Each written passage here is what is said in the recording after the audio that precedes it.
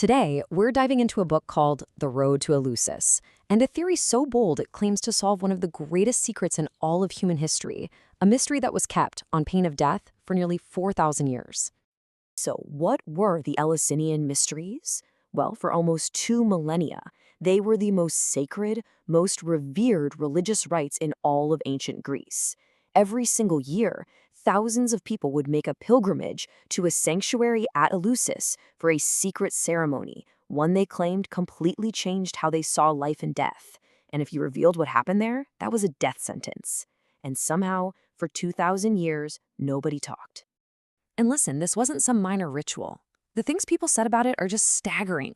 The great playwright Sophocles tells us that the experience was so profound, it completely conquered the fear of death itself. I mean, what on earth could have had that kind of power over people? So how in the world do you go about solving a 2,000-year-old cold case?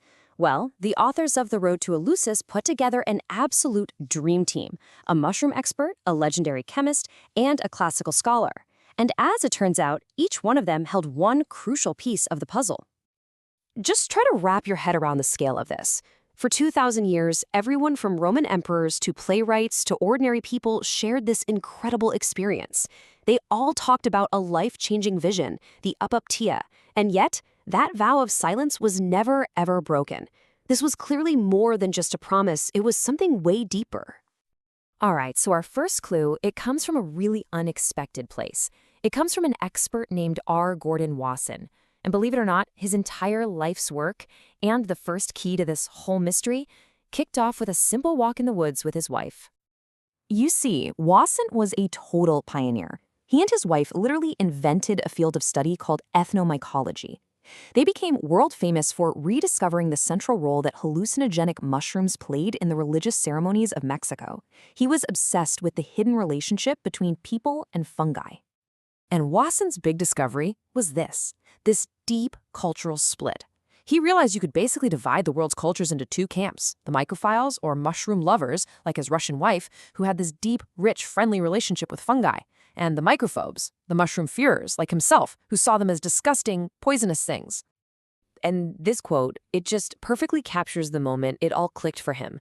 He's on his honeymoon, and his wife is overjoyed at finding wild mushrooms, while he is filled with this deep, gut-level terror. That one personal moment of cultural whiplash started a 50-year quest to figure out why this divide even existed. So this got Wasson thinking, what if these powerful, almost irrational feelings about mushrooms were actually the ghost-like echoes of some long-lost religion? His search eventually led him to the living, breathing, sacred mushroom ceremonies in Mexico. And the visions he had there felt uncannily similar to the ancient descriptions he'd read from Eleusis. He had his first major clue.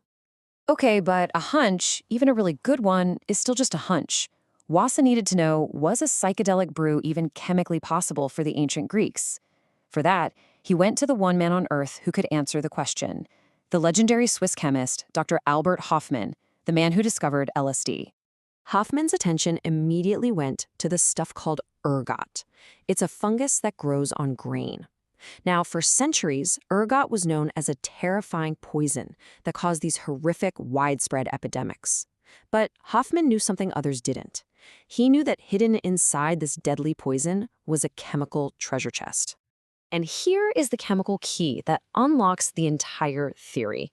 Hofmann knew that ergot contains two different kinds of compounds.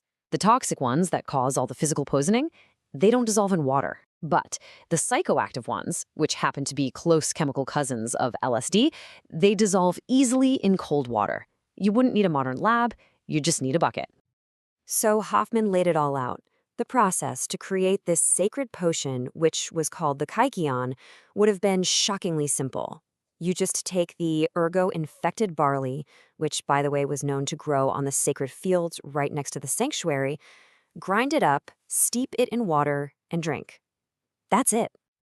And how did Hofmann know for sure? Well, in true legendary scientist fashion, he tried it himself. He took a dose of ergonovine, one of those water-soluble compounds from ergot, and confirmed that it was definitely psychoactive, about 1/20th as potent as LSD. The chemical key fit the lock perfectly.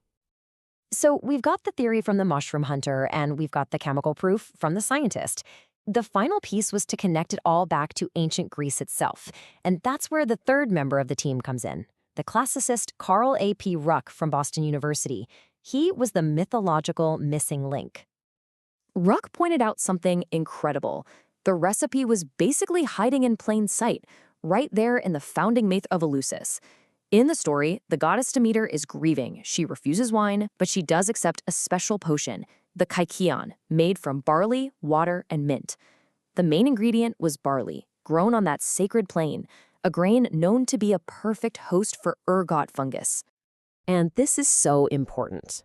Ruck argues that the descriptions from the initiates, they don't sound like they're watching a play. The sanctuary wasn't even built for that. No, they described physical symptoms, trembling, dizziness, a cold sweat, followed by overwhelming, indescribable visions. Those are the classic hallmarks of a psychedelic experience. And it all built to this one incredible moment, a vision of death and rebirth. When the high priest made this dramatic announcement, the initiates, who were under the influence of the potion, weren't just watching a story unfold. They were feeling it. They were experiencing the cycle of life erupting from death firsthand. Okay, so now we can put all the pieces on the table. The mushroom hunter's hunch, the chemist's hard proof, and the classicist's textual evidence all point in one single, undeniable direction. And this is what makes their argument so incredibly powerful. You've got these three brilliant minds from totally different fields, all converging on the exact same answer. Wasson gave us the historical why, Hofmann gave us the chemical how, and Ruck gave us the mythological what, connecting it all back to the Greeks themselves. Which brings us to the final answer. The secret of Eleusis wasn't a password. It wasn't a fact you could whisper to somebody. It was an internal, profound, indescribable experience, a chemically induced vision of death and rebirth, all made possible by a simple fungus on a stalk of barley. And this all leaves us with one last provocative thought from Wasson himself. In solving this ancient mystery, the authors really raise a very modern question. What exactly did we lose when we cut ourselves off from these powerful, visionary states of consciousness? And do we need them now more than ever?